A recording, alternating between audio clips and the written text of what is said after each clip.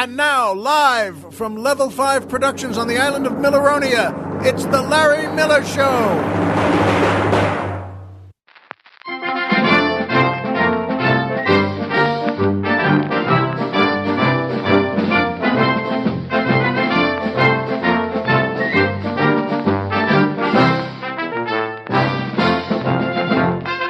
Good evening, Mr. and Mrs. America, and everyone who loves Chevelles.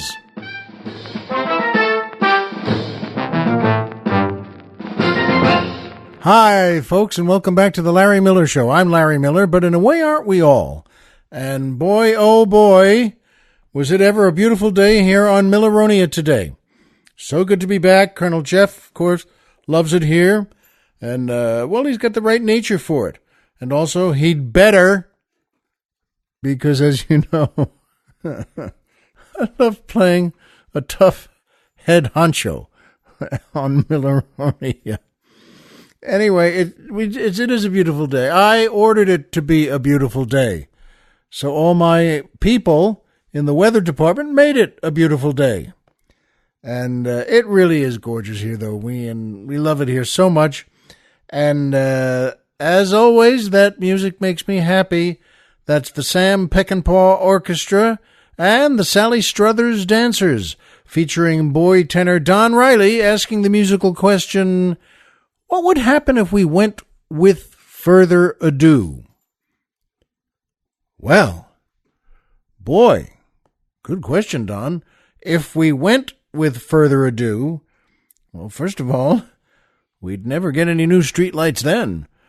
But, you know, I wondered, what does that mean? And Colonel Jeff told me that he explained, well, you know, that old saying, you know, without further ado, let's, you know, hear from the councilman, or without further ado, let's vote on this motion. And we've all heard that, and it means, well, how do you like that? I've never thought about that before. It means, without further ado meaning all sorts of chatting and talking and analysis and breaking things up and down and putting them back together. So it's a good time to say for the chairman at the meeting, well, without further ado, please welcome whatever the thing is. And so Don wants to know what would happen if we went with further ado. Well, I think, number one, whatever question folks were trying to solve would never get solved. I mean, never. The whole committee would just sit there for another 2 hours yakking about it until someone finally said, look, we're getting nowhere. Let's at least move to a bar and get walloped. Well, we all know how much gets solved then. And, we just say nothing. So, good question, Don, that what would happen if we went with further ado? We'd all wind up in a bar at around 11:15 instead of going home, because we couldn't vote on whatever the thing was. And I know on the surface you might say, what's wrong with being in a bar at 11:15? Well, I'm afraid that's another question entirely. But good for you, Don. Don Riley asking the musical question, what would happen if we went with further ado? And the answer is nothing. So, you know what? And by the way, I mentioned the great Sam Peckinpah and Sally Struthers, and intentionally, they're part of something I'm going to talk about later, but it's always good to say their fine names. Sure is to me, and it sure is to Colonel Jeff. And by Amazon. That's right, Amazon. Still the greatest company in the world, and not just because they send us a percentage of whatever you order. Okay, that is the reason. But still, they will send you anything. They get anything for you. They have it there in a giant warehouse, or they just get it instantly, or they make it instantly. This is a good company. And you know what? You should go to them, because you can get anything you can even imagine. Anything you can think of, you can get from Amazon, except, of course, an actual Amazon. You can't get one of them. You can't just have the doorbell ring. Boom, boom. Well, who's that? It's some beautiful woman who's 6'4" and just really full of muscles, looks like she could swim the English Channel with one arm. And you know what? And by the way, if that ever happens, I've said this before, if the doorbell rings at your place and there's a gorgeous Amazon standing there, call us immediately and we'll come right over. Colonel Jeff and I both have a red light on our phone, like, from the Flint movies. And it's not the president calling, they're calling us. You're calling us. And we will get right out of bed and put on our slippers and bathrobe, because that's polite. And then we'd, run into the bathroom, brush our teeth, get dressed, and we'll come right over and take that Amazon off your hands, so to speak. But you know what? It's still, Amazon is just great. They do send us a percentage of whatever you order, and go to them. And, I always say, because it's true, sure, you can get there on your computer, on your laptop, on your iPhone, or whatever you have, whatever you want.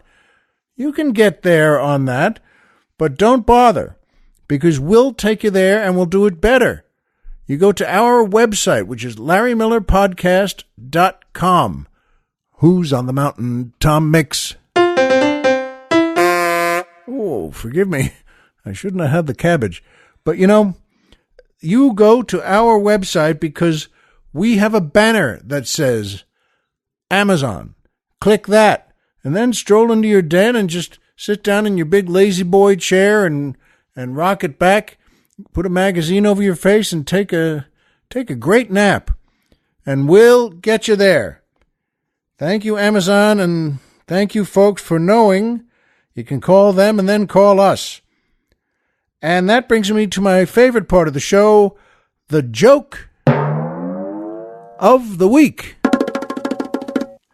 Still nothing like a good joke, and the Colonel and I both like this one a lot. It's, you see, there's an Irishman and an Englishman walking down the street, and they pass a bakery, and they decide, they want something there, and they walk in, and the Englishman leans over and whispers to the Irishman, now watch this. I'm going to just take 3 rolls, and you'll see how fast I am. The owner won't even notice. And I'm, all right. So he walks over to the counter, just takes 3 fresh rolls and puts them in his pocket, just slips them in there. And he walks back and winks at the Irishman. And that fella boy, and sure enough, he was true that the owner didn't even notice. But the Irishman says to him, "You know what? That's just crap. I don't like the way you did that. You just stole them. Anyone can do that. Now watch me, and I'll get the same result with my way of doing it, just on the up and up, and you'll see. And I won't have to do anything dirty to get it." And the Irishman walks up to the counter and says to the owner, "Hi, mister." And the owner looks up and he says, come over here. I've got a trick I want to show you, a magic trick." And the owner he's intrigued, and he walks over, and the Irishman says to him, "You got any rolls, any fresh rolls?" And the owner says, "Yes," and then he hands him a fresh roll, and the Irishman takes a bite and then eats the whole thing. Just eats it. And he smacks his lips, and then he says to the owner, "Give me a second one." And the owner also he looks a little puzzled, but gives him a second roll, and the Irishman just eats it the same way, eats it, down it goes. And the Irishman says, "One more, give me a third roll." And the owner now, gives him a third roll, and the Irishman, same thing, eats it, it goes down, and the owner says to him, "I gave you 3 rolls, what's the trick?" And the Irishman says, "Look in the Englishman's pocket." We thought that was a good one. Got a good laugh out of it. And I said to the Colonel after that, in our prep work for the show, I said, "Boy, even after that all happens, the Englishman would probably say to him, can't you just let all that go?" And the Irishman would look at him and say, "No." And that would be the answer to that. No. Never. But in any case, we thought that was a pretty good one. And as always, if you like it, pass it on. Keep good jokes alive. Tell someone in your family or your kids or someone at work. And it's like good music. There's nothing wrong with keeping a good joke alive. And that brings me to my second favorite part of the show, the Poetry Corner.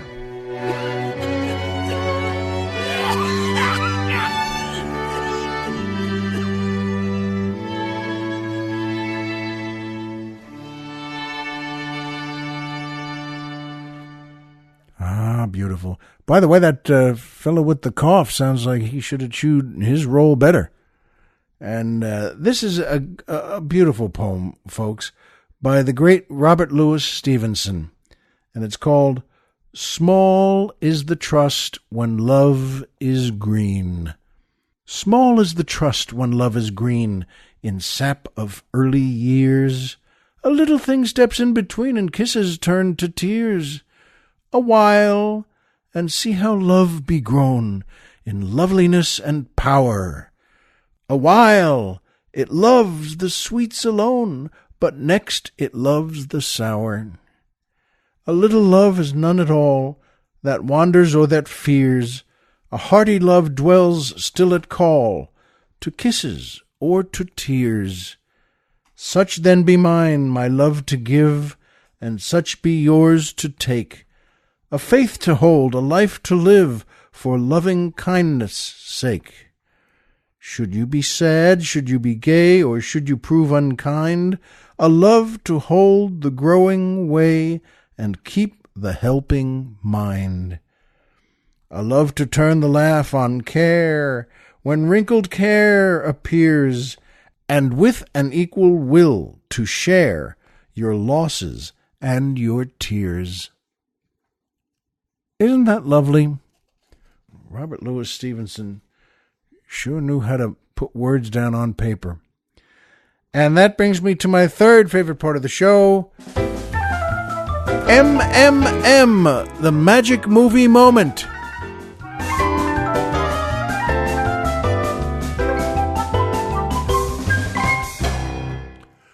This is a wonderful movie, and been a while since I've seen it. I've seen it many times, but not in a long time.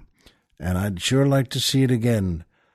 The Getaway from 1972, directed by Sam Peckinpah, written by Walter Hill, starring Steve McQueen, Ali MacGraw, Ben Johnson, Slim Pickens, Sally Struthers.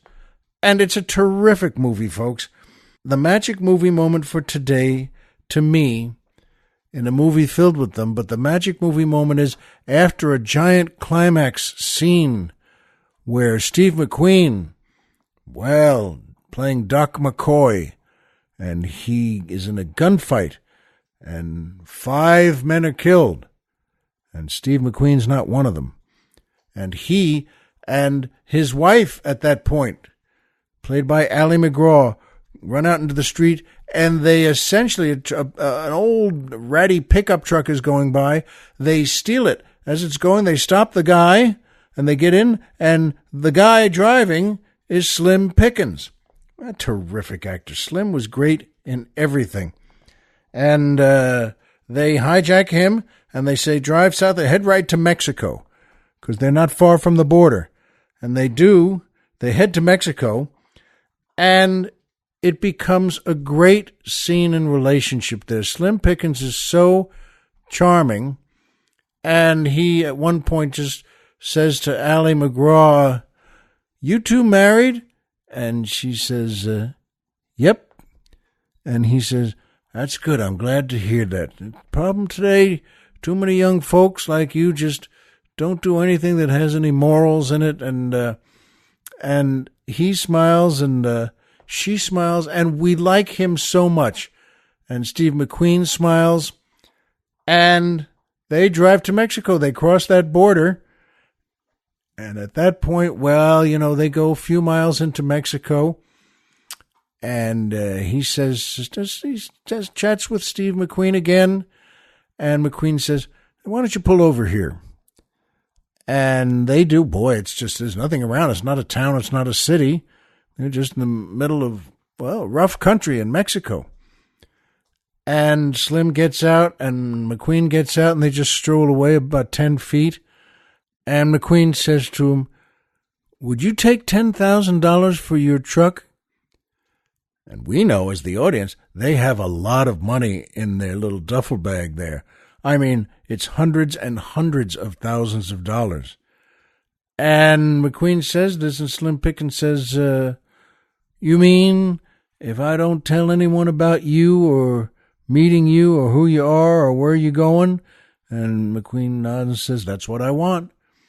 And he says, and Ally McGraw in the truck still is starting with a small smile. She's starting to count out that money in hundreds.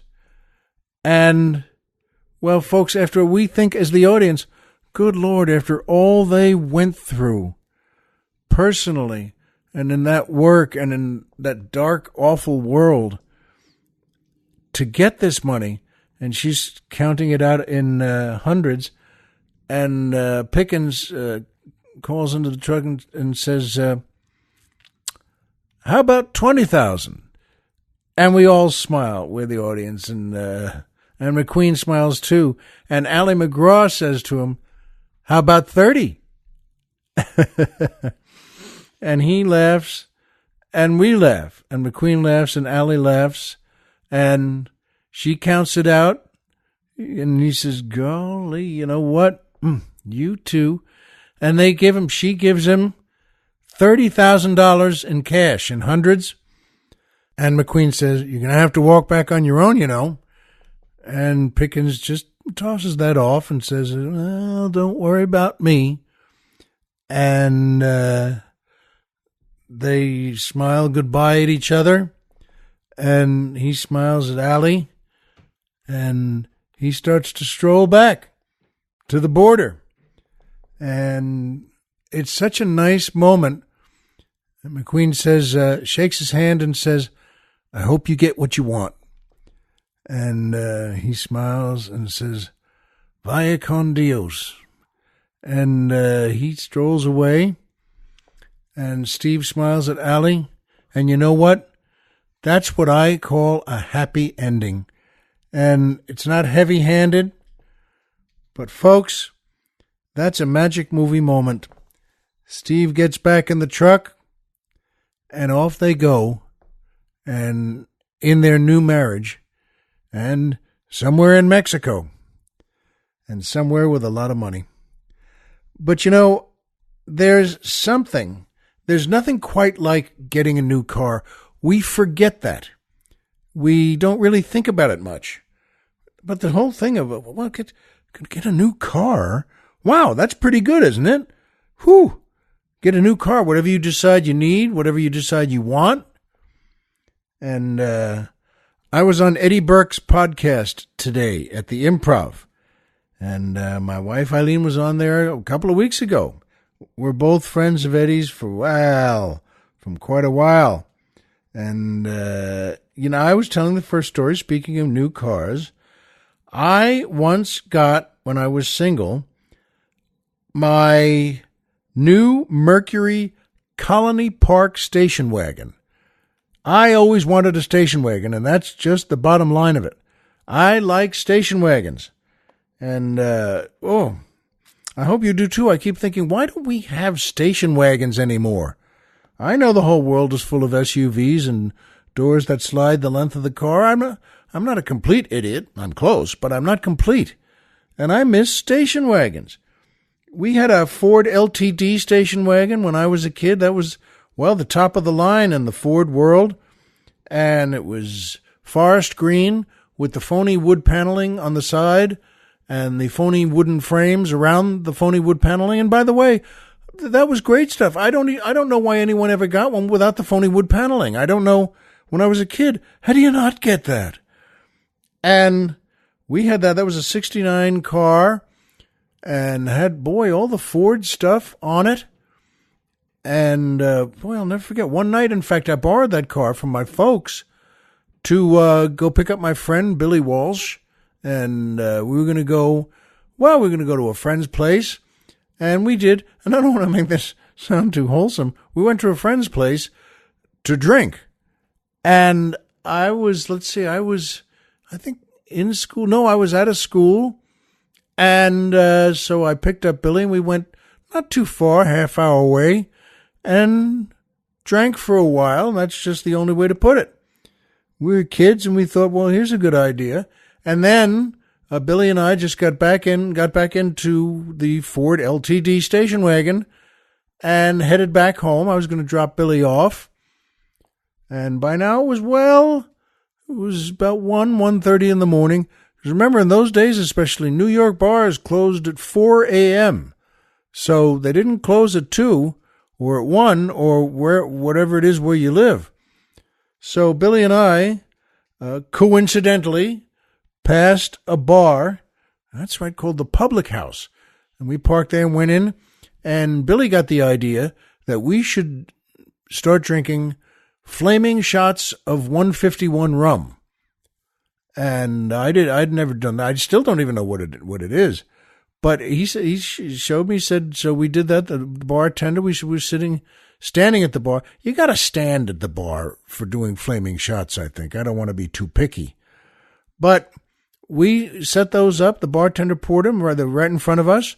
And Billy explained, what you do is, it's on fire, so it's flaming. So what you do is, you don't inhale and you don't exhale, and you just knock it back with the flame. And, well, that sounded reasonable to me. And we did. We lit them with a match or a cigarette lighter, I can't remember which, and just, they went, they go right up, and right there, well, you don't want the alcohol to burn off. So you just pick them up and bang, knock it back. Success. Hey, we did it. How do you like that? There's no burning feeling. There's no bad sensation.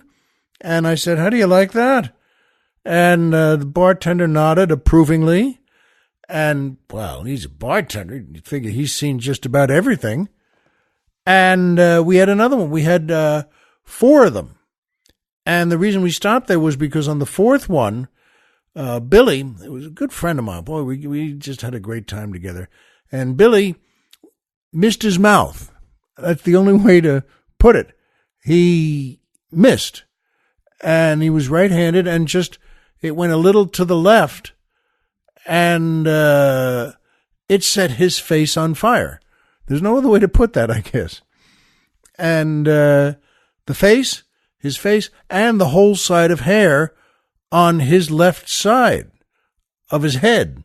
So they went up, whew, and I mean, they're on fire. And it's me standing next to him there. So I did what John Wayne did in The Quiet Man. I just yelled to the bartender, bar towel. And he knew what to do. He said he had a wet bar towel there, tossed it to me, and I started patting Billy's head there to put it out. His head and his hair and his face were on fire. And when I started, patting and wiping and with the bar towel, he thought I was hitting him. He thought I was just starting a fight. And so he fought back. He said, "Why, what are you doing?" And he fought back, and he reared back, and he punched me, a good one too. He was a righty, and he punched me bang right in the nose and the eye. And and I'm trying to put his face out, and I kept going, and he hit me again, but he didn't know he was on fire. How often do you get a chance to say that? And I did. I got him out. I put him out. And that's when he said, and the bartender said, you're on fire. Your friend just put the fire out. And he said, oh, I thought. So we headed out. We had one more shot, by the way. It's so weird. Life is so funny. Of 151 rum, flaming. And we lit it again just to close completely. And we went bang, knocked it back just fine. And then we got into our car. And I drove us. I was going to drive him home. It's only about 10 to 15 minutes to his place.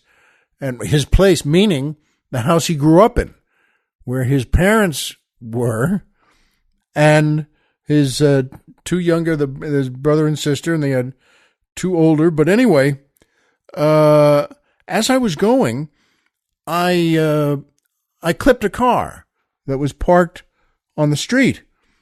Not too bad. How do you call that not bad? I just realized. It wasn't too bad, but in our LTD Ford wagon, I clipped the car just about, well, a half inch, but that's enough. And I knocked off all of the frame, the metal phony stuff on the right side of the wagon, and some chrome stuff, and I sheared it off. And then just, stopped, and about 10 feet later, and just said, "Oh, good Lord." Except I didn't say, "Oh, good Lord." It was another word you all know. And we stopped, and Billy and I got out and ran back, well, about 100 feet, to pick up all the parts of the wagon and tossed them in the Ford, in the back seat and in the back of the car. There are a lot of parts, too, once you shear another car. And then we got in the car, and Billy said, "You know what, I better drive," which made sense. I mean, what are my bona fides at that point? I just clipped a car. But anyway, we went to my house, because at that point, the idea seemed to be, let's just get to a house. And we knew we wanted to get to my house because, well, it's our car, and my dad needed it to drive to work the next day. At that point, the next day was 4 hours away. But we parked in the driveway, came in the house, and tiptoed upstairs, which is never a tiptoe, by the way, is it? It tiptoed upstairs to the attic, and there were a couple of beds up there, and, we could wash up, but Billy didn't feel bad or anything, and his entire face was burned and black, and the one half of his hair was gone and black. And so we got up the next day. I remember, I forgot to hang the keys up on the key hanging place, just in the hallway between the kitchen and the den. And I did that. I went downstairs. You got your underwear on. That's about it, just a pair of underwear. And I went back down there and hung the keys up. And that's exactly the moment my dad, who was shaved and showered and wearing a suit. My dad was a lawyer, a great lawyer. And he's got his attaché case there, and he's going to work. He's going to be in court that day. And he sees me standing there in my underwear, and I said, "Hey, Dad, good morning." And he nods and smiles. And, of course, you don't look right, you just, and why should you? You don't look right. And he said, "All right, well, good morning." I said, "Billy spent the night here. He's upstairs." "Okay." And he's got to go to work. So he does. He heads out. And I said, "All right, that went well." He picked up the keys from the rack where I just put them, and he headed out and out the front door. And Billy came down during this because he had heard the talking, and he also was just wearing underwear. And about 15 seconds later, my dad comes back in the house holding 3 or 4 huge parts of the Ford that had been sheared off when I sheared them off. And he's holding them, and they're like really long spears. And he kind of looks at me and, "Want to tell me something about this?" And I said, "Oh boy, you're in the bag now." And Billy was always a great guy. And Billy comes to my defense, but he says, "Mr. Miller, I just want you to know something. I don't trust a lot of our friends to drive drunk, but Larry can do it." And now I'm trying to say to Billy under my breath, don't. Ixnay on the runk tray, and just, and Billy said, Larry can do it. He's the guy, if you're going to have a few drinks, and we had a lot last night. And this is him helping me. And Larry's the guy to trust. But then, on the way home, which was, he looked at me, what was that, about 3 a.m, 3:30? And it was, by the way, but he said, well, the truth is Larry clipped a car that was parked on the side of the street on Du Bois Avenue. And, we ran back and got all the stuff and put it in your car. And because Larry kept saying, my dad's got to get to work tomorrow in the car. And so he's really, God bless him, he's really trying to help.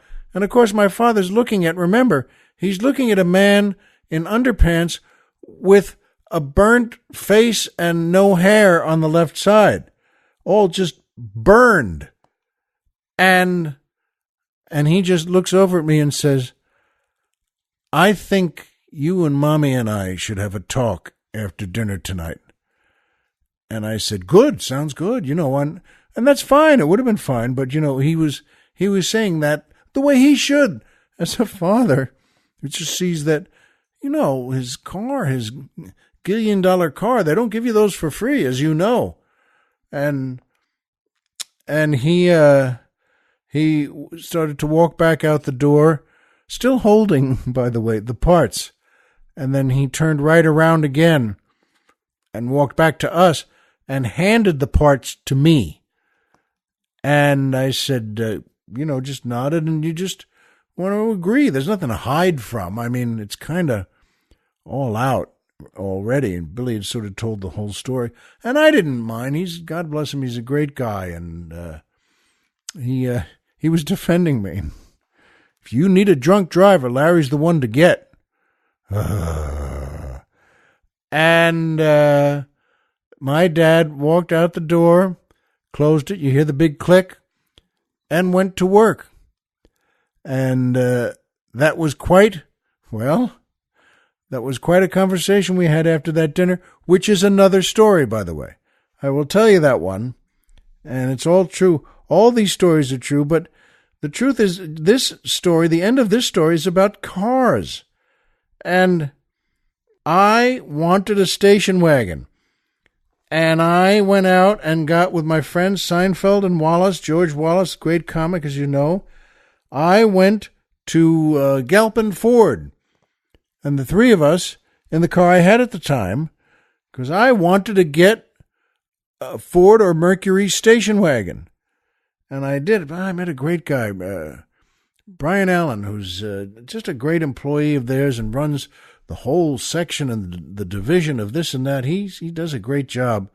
And they had one sitting right there, a white 4-door Mercury Colony Park station wagon with, yes, the phony wood paneling on the side and the frame around it. And I was as happy as a clam, and Seinfeld and Wallace were happy too. Remember, nobody is bored by this. If you're a guy, and I think women too, everybody's the same, that, hey, I'm going out to buy a car. Who doesn't love that? And we finished the business there about 9:30, I think it was. And everybody shook hands, and we went, there's our car in the light, and it was all nice and shiny. It was my station wagon. And remember, Wallace got in the back of where they have the two kid seats that face each other that pop up from the station wagon floor. And he said, I've never sat in one of these seats, and I want to sit it right now. I want to be in it right now. And he's not a small man. Wallace is about 6'6" and, muscular and has about 300 pounds. I don't know. But he sat in that seat, and those are not big seats, but he didn't care. And Seinfeld sat in the passenger seat next to me, and off we went back home. And that is, by the way, the reason it came up today on Eddie Burke's podcast is because that was the car I was driving when Eileen and I had our first date. I picked her up in her apartment. She had a roommate, and I brought a bottle of champagne, and we sat there drinking it in her living room and talking and smiling and laughing. And there we go. Now it was time to go. We were going to go out to dinner. And we walked outside, and my car, my new Mercury wagon, was right in front of her place there on the street. And there were 2 other cars there. Nobody else on that street. 3 cars. And one was, they were about 10 feet apart, too. One was a Volkswagen, well, station wagon, I guess. The old style, the old ones. You know those. The big rectangular wagons. And the other, on the other side, was a Porsche. Kind of a fancy Porsche. And she said, and my car, the Mercury Colony Park wagon, was in the middle. And she said, which is yours? And I said, well, you pick. Which do you think is mine? And she smiled. She's great. And she picked the Volkswagen. And I said, nope, pick again. And then she picked the Porsche. And I said, nope. And she looked at me and she said, the station wagon is yours? I said, just got it. And I said, here we go. And I walked her to the car and, of course, opened the door for her and put her in and closed the door. And we had a nice date, and we went to dinner someplace and just sat there having fun and a couple of drinks, but not a zillion drinks, but I mean, just had a nice meal and a couple of cocktails to start it. And I took her back to her place and dropped her off. And she told me that that night her roommate was already home, and her roommate said to her, so how'd it go? How was the first date? And she looked at her roommate and said, well, this is either the start of something really big or I'm never going to see that guy again. And I laughed when I heard that. And I mean, that's a pretty solid reaction of, what is this guy crazy for getting a station wagon? I don't think so. But you know what? Well, that's not my brand. I'm a Chevy man. First car I ever got was out here. 63 Chevy that I got with Leno. He saw an ad in the paper. And he knows everything about cars. He knows everything. He can unbuild it, rebuild it. He can do anything. And he saw an ad in the paper for a 63 Chevy 4-door hardtop. And we went down there. It was an old woman in Pasadena. And she wanted $600 for it. And it was in great shape. It was white, 4 doors, as I said, hardtop. And we went inside there, and $600. Oh, it had a little ding or two here and there, but just a couple of small things. Nothing at all, really. And, boy, I'm telling you, this was a nice car. And the body was in good shape. I don't mean with just dents, but it had nothing. It looked pretty smooth all over. And again, Leno knows everything. He can look at that car, and he looked at the engine, and he looked at me, and he nodded, and he said, this is all right. $600. And that became my car. Driving home from the Comedy Store one night, I was the day before, I had driven my friend Mark King and a couple of our friends to baseball in Anaheim to see the Angels play. And I got us, I'll never forget, a case of beer, Budweiser. And they were I wasn't drinking, I'm driving. And they hit that beer pretty good and just tossed the empty cans on the floor. And I didn't care, what the heck, they're empty.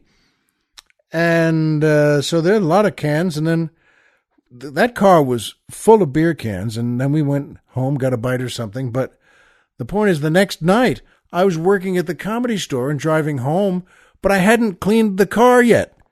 I hadn't picked up the beer cans yet. And a cop pulled me over. I'll never forget, driving down La Cienega Boulevard. And I still don't even know. I don't know if I did anything wrong, but then he looked in the window and saw it's filled with empty Budweiser cans. And I said to him, "Oh, good Lord, that doesn't look good, I'm sure." And I said, "That looks crazy." But I just told him the truth. I said, I drove a couple of friends to Anaheim yesterday and see the Angels play, and they all drank. I got them a case of beer, and they all drank it. And I haven't gotten to clean it up yet. And you know something? That's one of those moments, folks, that he let me go. He just kind of tapped the pad with the pen and smiled and said, "All right, go ahead." And I thought, well, that's a good deed for the day. And I just drove home to my apartment. And by the way, I cleaned up all those beer cans within the next 2 weeks.